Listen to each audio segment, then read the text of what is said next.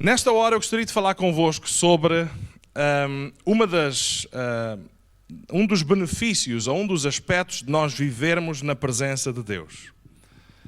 E um desses benefícios é que na sua presença nós somos restaurados. Diga lá comigo, na sua presença eu sou restaurado.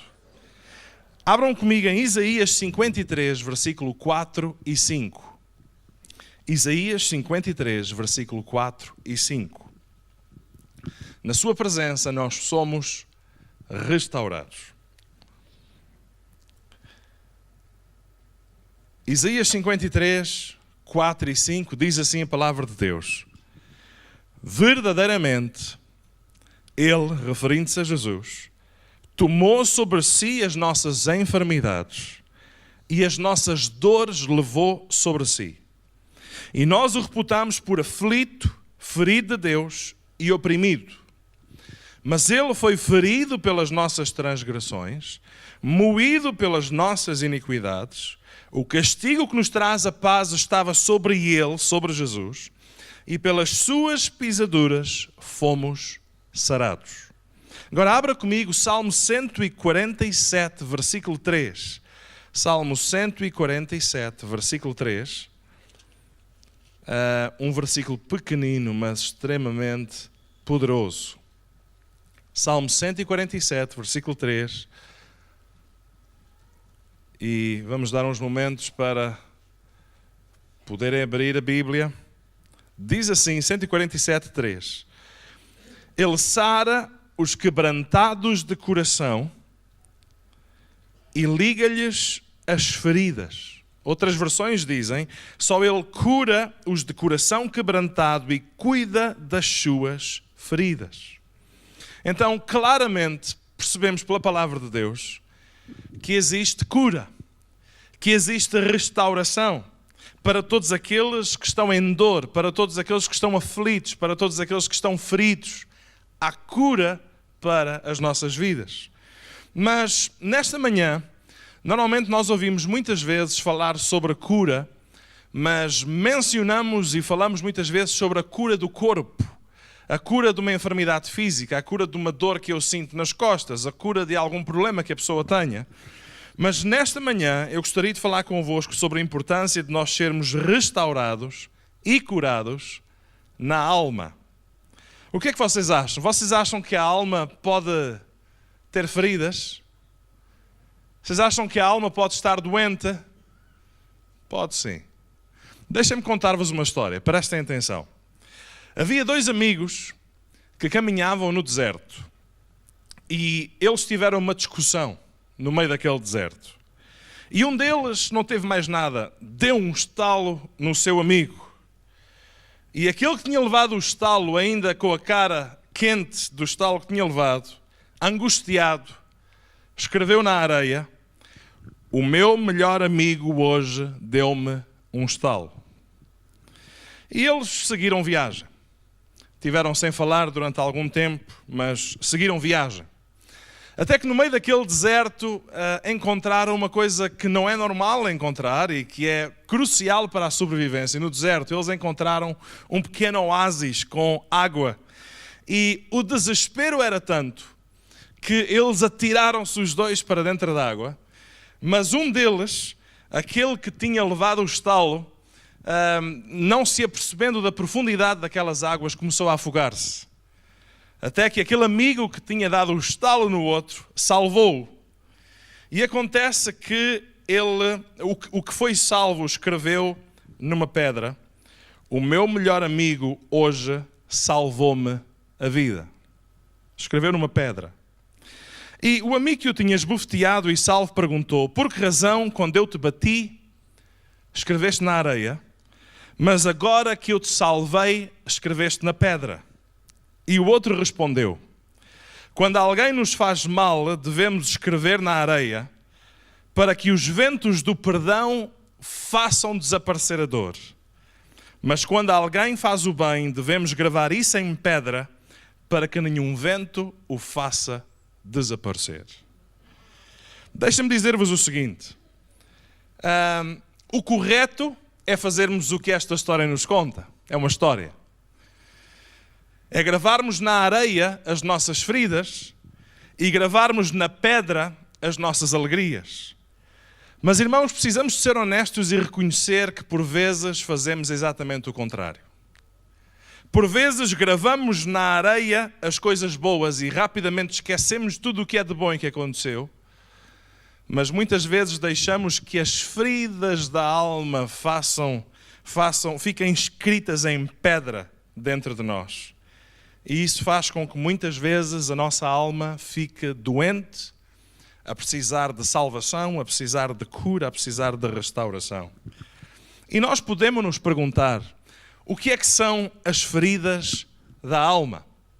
Irmãos, as feridas da alma são aquelas feridas invisíveis que até conseguem doer mais do que um problema de saúde. Às vezes nós sofremos na vida e o sofrimento que vem à nossa vida é causado por nós mesmos. Porque fomos teimosos, porque não obedecemos às regras, porque não obedecemos às leis, porque não fizemos as coisas conforme era suposto fazer, muitas vezes sofremos. E aí, meus queridos, semeamos mal, colhemos mal. A lei da colheita e da sementeira, ela funciona para tudo na vida. Mas também precisamos de reconhecer que muitas vezes acontece o contrário.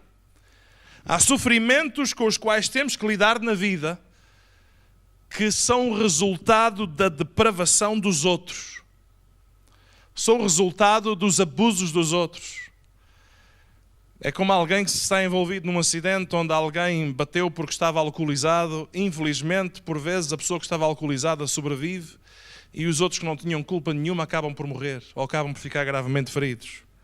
Ou seja, às vezes há sofrimentos com os quais temos que lidar na vida que são o resultado da parvoíce dos outros, da falta de sabedoria dos outros, da depravação de quem esteve à nossa volta. E eu dou-vos alguns exemplos pensando acerca das feridas da alma.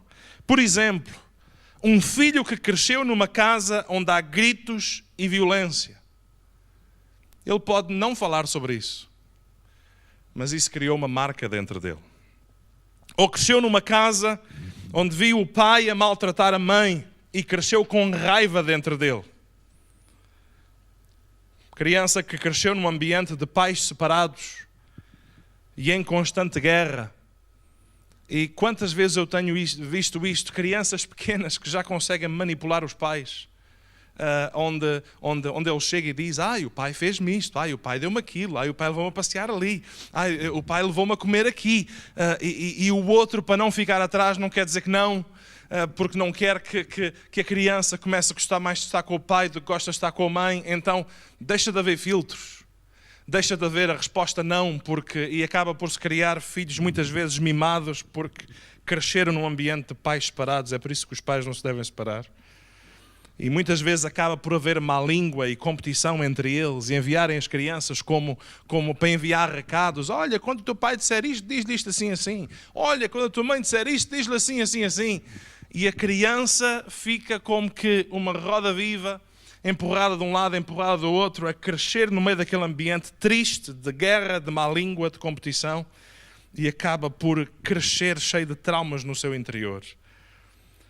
Ou a criança crescer num ambiente de rejeição. A igreja onde eu cresci, onde os meus pais estão, é em Montemoro Novo e na zona ali de Vendas Novas, onde está um lar que é o lar de Betânia, um orfanato que recebe crianças, e naquele caso apenas meninas. Os meninos iam para Estremoz e infelizmente esse espaço hoje está fechado. Mas nós, sempre que íamos ao culto ou tínhamos atividades, estávamos juntos. E quantas crianças cresceram num lar com o sentimento de que haviam sido abandonados pelos seus pais? Uma criança que cresce a perguntar-se porque é que o meu pai me abandonou, porque é que a minha mãe me abandonou. Quando chega ao seu dia de anos, ou quando chega um Natal, ou quando chega um dia, um momento especial, não recebe um telefonema, não recebe um postal, não tem um convite, não vai dar uma volta, não é levado a passear, cresce no meio de todos os outros e sentem-se completamente abandonados e acham que o mal, a razão porque os seus pais os abandonaram foi por causa deles mesmos, por causa das suas falhas, dos seus erros, por causa de tudo aquilo que tinham dentro de si e que não era correto. O que é que eu fiz? Perguntam estas crianças. Pessoas e crianças que crescem com familiares a mexerem onde não deviam, a fazerem o que não deviam, alguém que abusou, alguém que tirou proveito, alguém que agiu de uma forma depravada. Irmãos, deixem-me dar-vos um exemplo. Havia uma esposa com 30 anos de idade que tinha casado e quando chegava aquele momento de ter intimidade com o seu marido, ela não conseguia. E não conseguia, e chorava, e não conseguia, e ficava angustiada, ficava nervosa, ficava ansiosa. Até que depois de muitas horas de conversa e de aconselhamento, ela conseguiu confessar o porquê daquela aversão à intimidade com o seu marido. E ela dizia: pastor, quando o meu marido me toca, as mãos dele fazem-me lembrar as mãos do meu pai. Ou seja, esta mulher havia sofrido abusos aos mais diversos níveis pelo seu próprio pai. E a forma como essas feridas na sua alma, atualmente, como uma mulher com 30 anos de idade, isso estava a afetar a vida dela e o relacionamento com o seu marido. Alguém que sofreu traição, alguém que sofreu infidelidade, isso traz feridas à nossa alma. Alguém que cresceu a ouvir palavras negativas que não saem da sua mente. Burro, não prestas para nada, és um desgraçado, devias ser como a tua irmã, devias ser como o teu primo, devias ser como o teu irmão, olha-me bem para isto, tu não vais a lado nenhum, tu não passas da cepa top, tu és um desgraçado. E quantas crianças cresceram neste ambiente?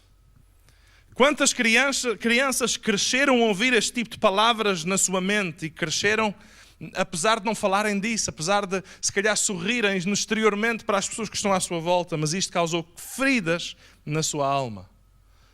E eu pergunto aos irmãos, será que estas coisas podem afetar a nossa vida se nós não formos restaurados por Deus? Será que todas estas coisas que falamos, dos gritos, a violência, os maus tratos, os divórcios, as separações, um ambiente de rejeição, um familiar que mexeu não devia, abuso emocional, abuso sexual, traição, infidelidade, palavras negativas, será que isto pode influenciar a vida de uma pessoa? Deixem-me dizer-vos, sim, e bastante. E podem condicionar a vida dessa pessoa. Sabem porquê? Porque nós somos o resultado do ambiente, da educação, dos acontecimentos e das influências que tivemos à nossa volta. Nós somos o produto disso. Nós somos o resultado do ambiente, da educação, dos acontecimentos e das influências que tivemos à nossa volta. Então, se o ambiente onde nós crescemos, se a educação que tivemos, se aquilo que nos influenciou, se foi bom e se foi positivo, isso cria um impacto bom e positivo na nossa vida e no nosso futuro. Mas se porventura o ambiente, a educação, os acontecimentos, as influências são negativas, irmãos, se isso não for resolvido, isso vai influenciar a nossa vida de uma forma extremamente negativa também. Ou seja, o que eu sou é o reflexo da herança que eu tenho. O que eu sou, a minha personalidade, é um reflexo da herança que eu tenho, da vivência e das experiências que eu tive. E deixem-me dar-vos um exemplo. Certo dia, estava a falar com um homem e eu intrigava-me, porque aquele homem era um homem que parecia que estava sempre zangado. Sempre com uma cara fechada, sempre com uma atitude agressiva, sempre com respostas tortas. E eu... o que é que se passa? Porquê é que alguém é assim? Porquê é que este mau feitio está constantemente com esta pessoa? E certo dia eu decidi, pronto, é hoje que eu vou saber. Eu acabei por proporcionar um momento e uma oportunidade para me sentar e estar e conversar com este homem. E procurei conhecer a sua história. Sabem qual foi o ambiente em que ele cresceu? Ele cresceu sempre a trabalhar, de segunda a segunda. Não havia fim de semana, não havia as folgas. Cresceu sempre a trabalhar. O pai não o deixou ir à escola. Então ele cresceu num ambiente a trabalhar juntamente com o seu pai, a ver os meninos e os seus vizinhos e os seus colegas que viviam perto da sua zona a irem para a escola como as crianças normais, mas onde é que ele estava? A trabalhar. Chegava ao fim de semana... uns iam jogar a bola, outros iam andar de bicicleta, outros iam para aqui, outros iam à pesca, outros iam à praia, outros iam para qualquer lado. E sabe onde é que ele estava? a trabalhar. Porque o seu pai obrigava-o a trabalhar todos os dias. Por isso ele não sabia ler, não sabia escrever, não teve jogos, não teve brinquedos, nem teve autorização para dar um passeio ou uma volta com os seus amigos. Este homem cresceu cheio de traumas, cheio de complexos, cheio de marcas, cheio de cicatrizes, feridas abertas que por muito que o tempo passe, parecem não fechar. E deixa-me dizer-vos assim, o que acontece no nosso corpo se nós tivermos uma ferida que não está sarada, que não está cicatrizada, que não foi desinfetada? Ela vai infectar, ela vai trazer dor, ela vai trazer mal-estar, ela vai trazer incômodo. Ou seja, aquele homem era um homem azedo e amargo e mal disposto e arrogante com a sua vida, com a sua postura, com as suas palavras, por causa de toda esta história, por causa deste passado, por causa deste trauma, pelo facto do seu pai o ter obrigado a trabalhar e não a estudar, porque achando que o dinheiro do trabalho era mais importante que a educação, que os estudos, que a brincadeira, que o que quer. Precisa de dinheiro, não precisas trabalhar. Precisa de dinheiro, não precisas de brinquedo. Precisa de dinheiro, não tens qual bicicleta, qual quê. E ele cresceu com estas feridas não saradas e tornou-se uma pessoa extremamente rude, extremamente amarga, e isso depois desenvolve invejas e desenvolve, olha para aquele, grande carro, grande vida, e tal, e sempre a arranjar desculpas para falar mal da vida dos outros, quando na verdade o que se passa é que aquele homem não estava resolvido interiormente. Então existem feridas da alma que surgem na nossa vida de acordo com o nosso passado e a nossa história. Mas deixem-me dizer-vos, irmãos, há perigos de nós não sermos curados.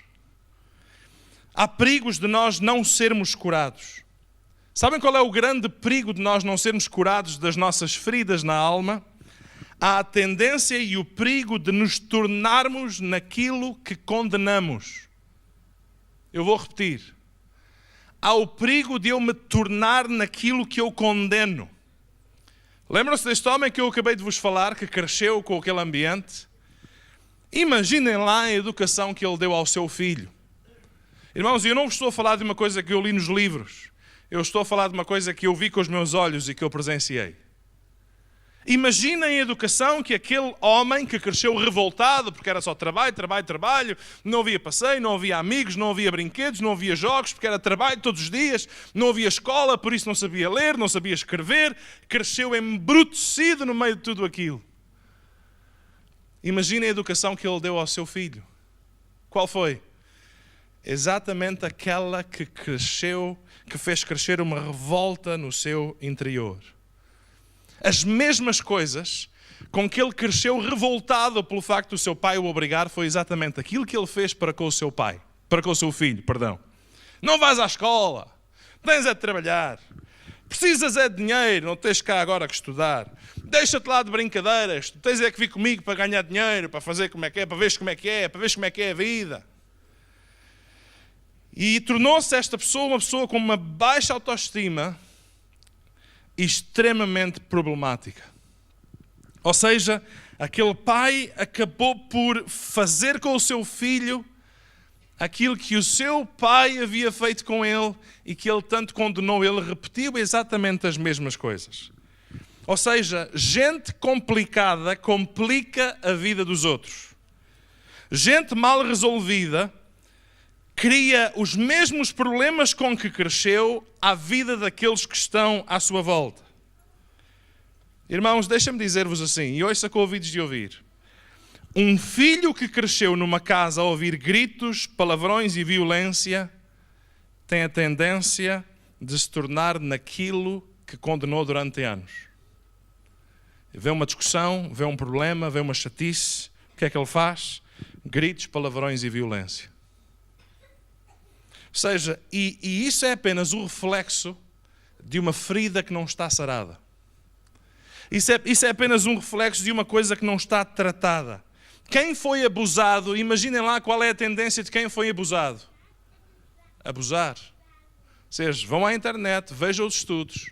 A grande maioria dos pedófilos, violadores, que acabam por destruir a vida de alguém, no seu passado e na sua história, imaginem o que aconteceu com eles. Exatamente a mesma coisa, também foram abusados. Então, quem foi abusado tem a tendência de abusar. Quem sofreu maus tratos tem a tendência de canalizar isso para os outros. Quem viu o pai tratar mal a mãe tem a tendência de fazer o mesmo com a sua esposa. Você sabia disso? Se você cresceu num ambiente a ver o seu pai tratar mal a sua mãe, você tem a tendência de fazer exatamente a mesma coisa com a sua esposa. Tratá-la mal e usar exatamente as mesmas palavras. Isso tudo é o reflexo de uma ferida que não está sarada. De uma mágoa, de ressentimentos que afetam a nossa vida a todos os níveis, inclusive a nossa saúde. Se nós não aprendermos a lidar com as nossas feridas, e todos aqui as temos, umas em maior grau, outras em menor grau, todos os temos. Se nós não lidarmos com as nossas feridas, prejudicamos-nos a nós mesmos e prejudicamos os outros à nossa volta. Pessoas feridas ferem. Pessoas magoadas magoam. Então há perigos de nós não sermos curados. Mas deixa-me partilhar convosco uma coisa interessante. O que é que nós aprendemos com as feridas de Jesus? Há pouco falámos das feridas da alma, já falámos de que existem perigos e consequências se nós não tratarmos dessas feridas interiormente. O que é que nós aprendemos com Jesus? Será que o sofrimento de Jesus foi apenas um sofrimento físico?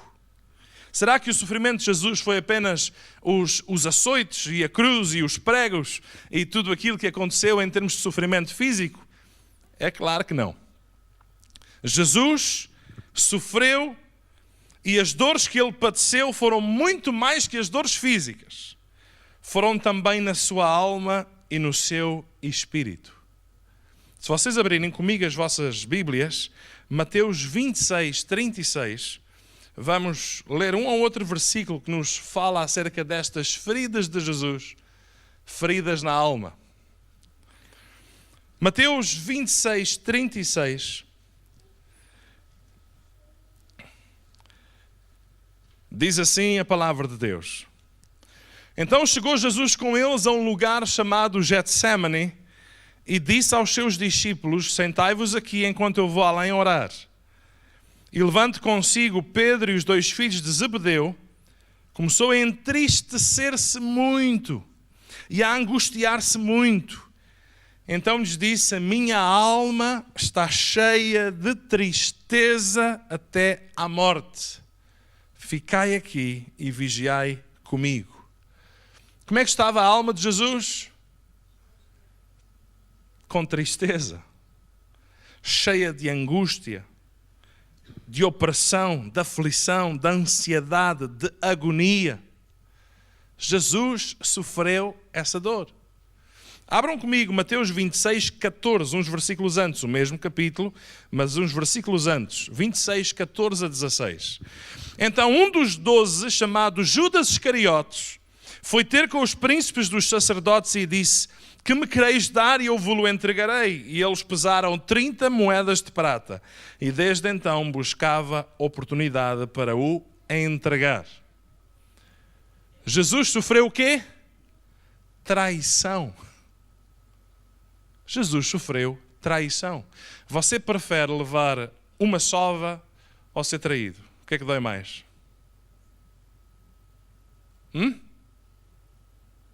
O que é que dói mais? Jesus sofreu angústia, tristeza, ansiedade, agonia, traição. Irmãos, será que aqueles que levaram, os religiosos que levaram Jesus para ser julgado, eles disseram coisas verdadeiras a seu respeito? Ou falaram mentiras? Já disseram coisas a seu respeito que não são verdade? Fizeram o mesmo com Jesus.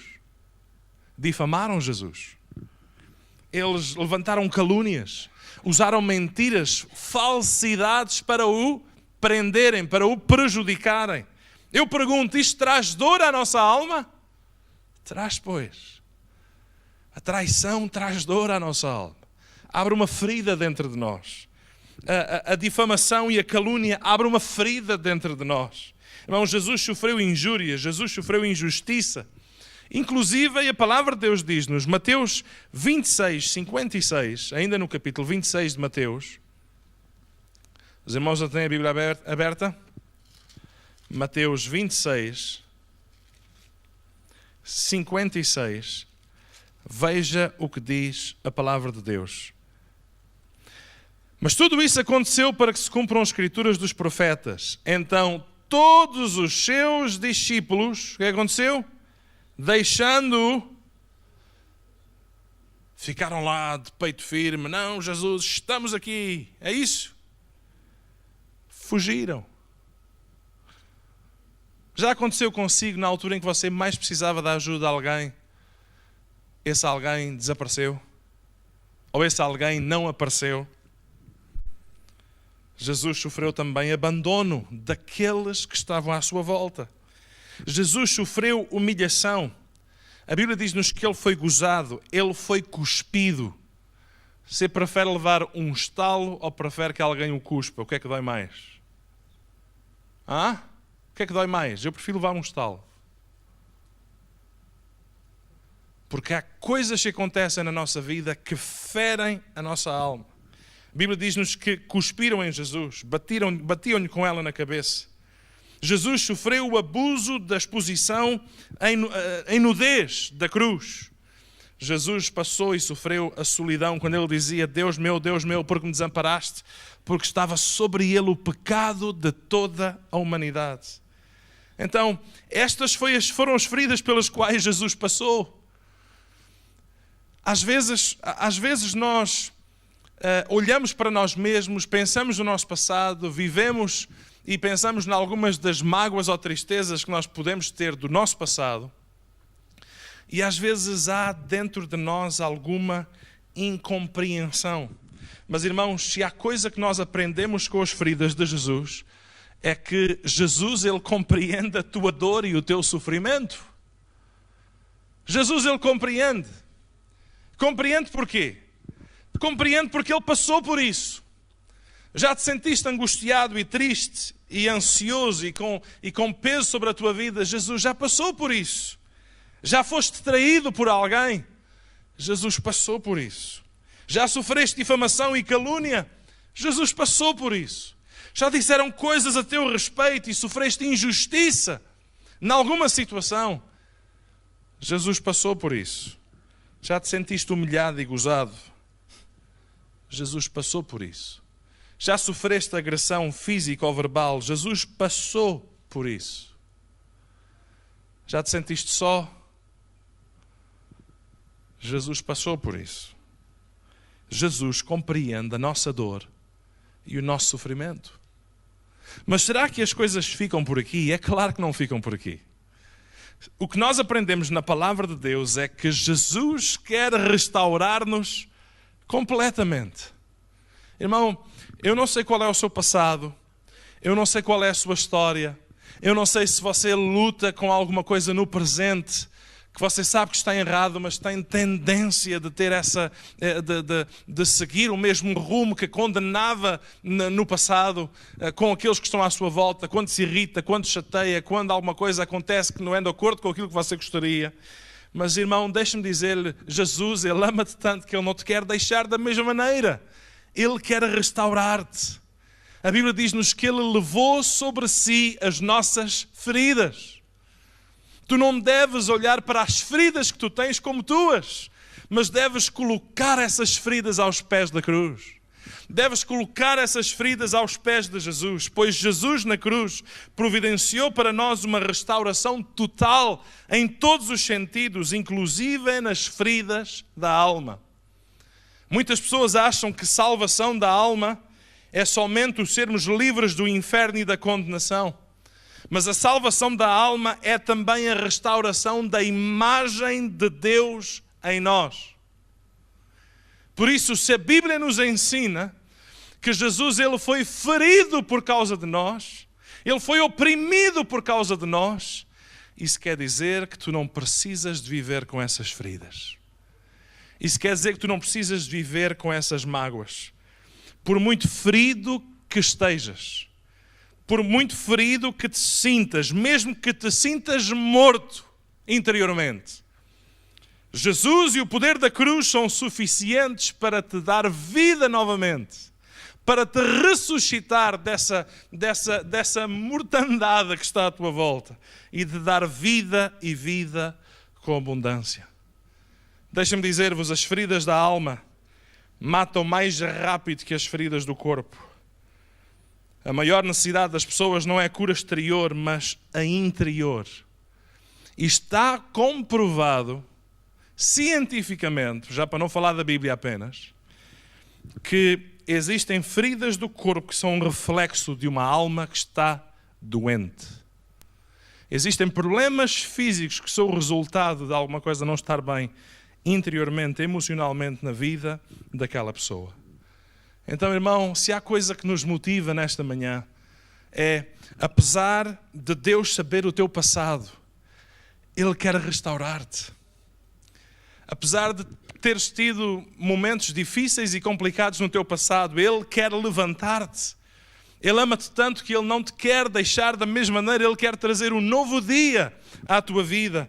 A Bíblia ensina-nos que Jesus, Ele tem a cura total, não apenas para parte da nossa vida, mas espírito, alma e corpo. Ele quer lidar connosco, Ele quer curar a nossa vida. Irmãos, e preste muita atenção, é importante quando nós ouvimos esta palavra, que Jesus quer restaurar-nos completamente. É importante nós deixarmos Deus lidar e sarar as nossas feridas.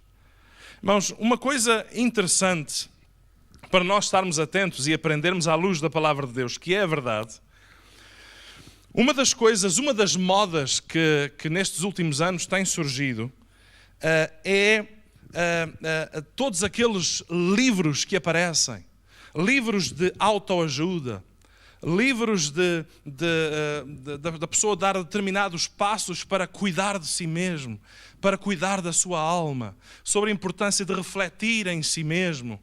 Irmãos, deixem-me dizer-vos, eu tenho um problema com esse tipo de recursos, por uma razão muito simples, porque todos eles levam as pessoas a pensar que a cura está em si mesmo e na busca do equilíbrio interior, na reflexão, na autolimpeza da alma. E isso é errado. Por uma razão muito simples. Porque isso exclui Jesus de cena. Isso exclui Jesus da necessidade de salvar e limpar a nossa alma.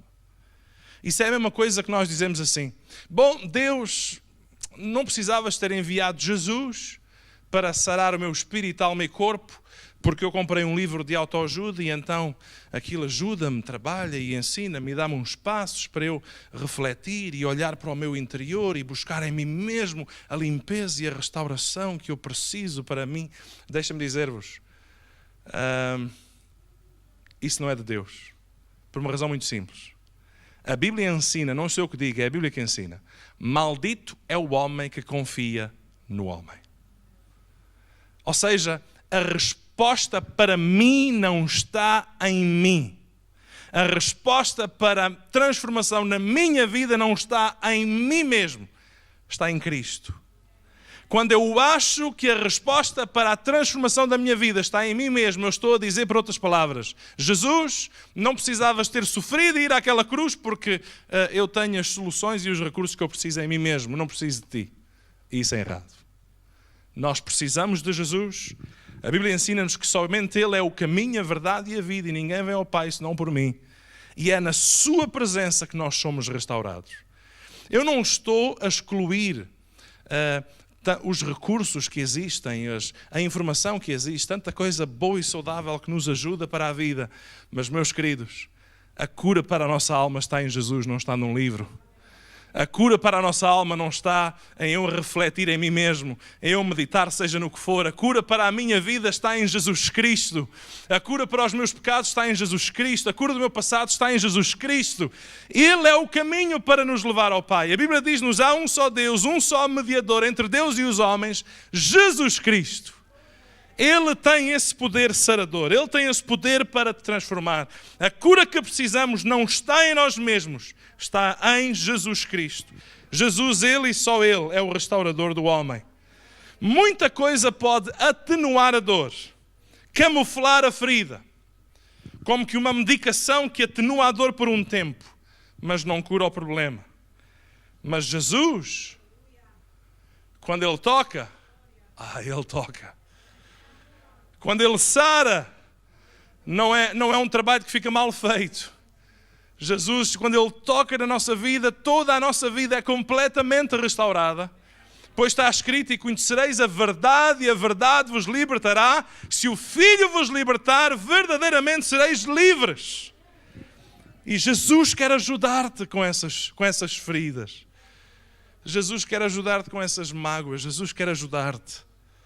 E se porventura tu hoje lutas e respondes da mesma maneira com que condenavas, respondes para a tua esposa, respondes para os teus filhos, lidas com aqueles que estão à tua volta de uma forma que tu sabes que é errada, nesta manhã eu convido-te a refletires em Deus, a entregares ao Senhor tudo aquilo que está dentro de ti. Deixa-me dizer-vos, Deus não quer apenas que a nossa casa seja uma casa feita de brico e cimento. Ele quer que a nossa casa seja uma casa feita de amor, feita de respeito, feita de consideração, feita de Deus, da presença de Deus sobre as nossas vidas. Por isso, chega-te a Deus nesta manhã. Entrega nas suas mãos tudo aquilo que te feriu. Entrega nas tuas mãos tudo aquilo que te magoou. E se porventura tu reconheces: Senhor, eu quando me irrito, quando me chateio, quando alguma coisa não corre bem, eu tenho a tendência de fazer alguma coisa que eu sei que está errada. Tu precisas de cura interior na tua alma. Deixa-me dizer-vos, quando nós falamos das feridas da alma, nós precisamos de falar sobre a importância do perdão e da escolha do perdão nas nossas vidas. Enquanto tu não deres o perdão, vais continuar em sofrimento. Enquanto tu não liberares o perdão, não interessa, mas a pessoa fez muito mal. Não interessa se a pessoa tem razão ou não tem, se pediu perdão ou não, tem, ou não pediu perdão. O perdão não é uma opção. O perdão é um princípio de Deus extremamente libertador e importante para nós. Enquanto tu reteres o perdão, vais continuar a sofrer. Alguém que diz: eu não perdoo aquela pessoa, eu não perdoo esta pessoa, eu não perdoo aquela pessoa, deixa-me dizer, tu vais continuar a sofrer.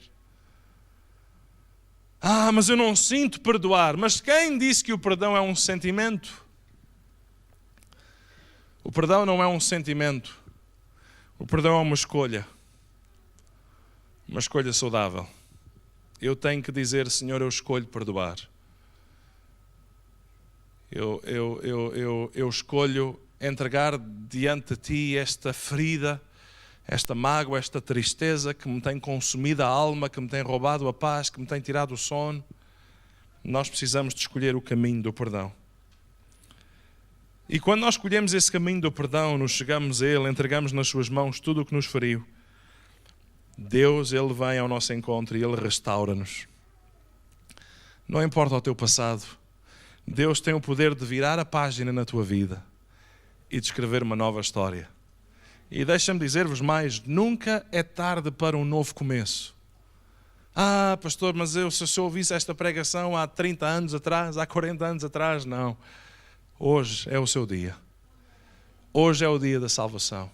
E se tu deixares que Deus fale e restaure a tua vida, o Senhor, Ele vai limpar a tua vida. E tu vais ver uma alegria e um gozo e uma satisfação diferente no teu interior. Mas para poderes caminhar para a frente, tu precisas de resolver o que está para trás.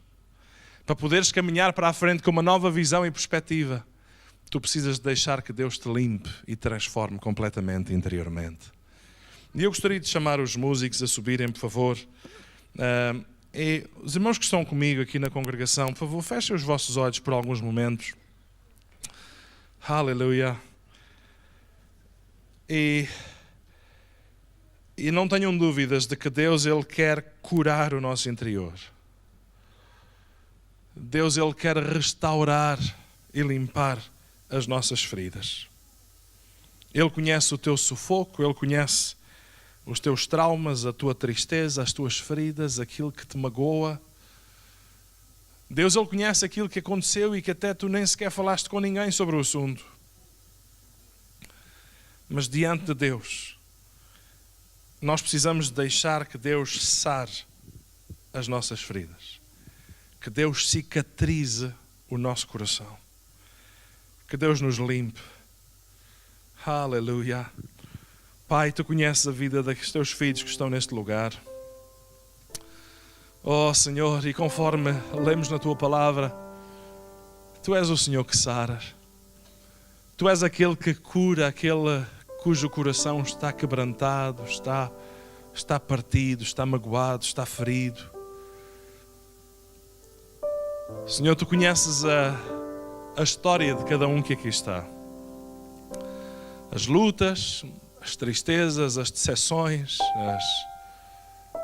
as palavras que foram ditas, que ficaram marcadas na mente e gravadas, e que são palavras que são negativas.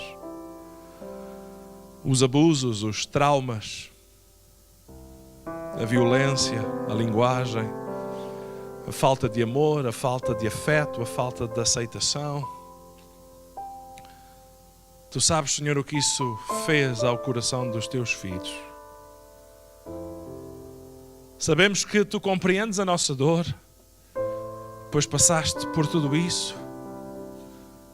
Compreendes a nossa dor, pois também sofreste. Senhor, mas tu sofreste no Calvário, não para nós continuarmos a sofrer. Tu levaste o peso de toda a humanidade e da nossa vida também, para hoje em ti vivermos livres. Livres das amarras de Satanás, livres da amargura, livres da mágoa, livres do ressentimento, livres de tudo aquilo que aconteceu. Tu sabes, Senhor, que há pessoas que estão aqui que foram extremamente marcadas no seu passado pela negativa. Senhor, mas tu queres restaurar, tu queres limpar. Tu sabes aqueles que estão aqui que lutam com dificuldades ao lidar com a sua família, com o esposo ou com os filhos, com aqueles que estão à sua volta, pois vêm-se muitas vezes a repetir os mesmos erros. Senhor, tem misericórdia e restaura corações nesta manhã, em nome de Jesus.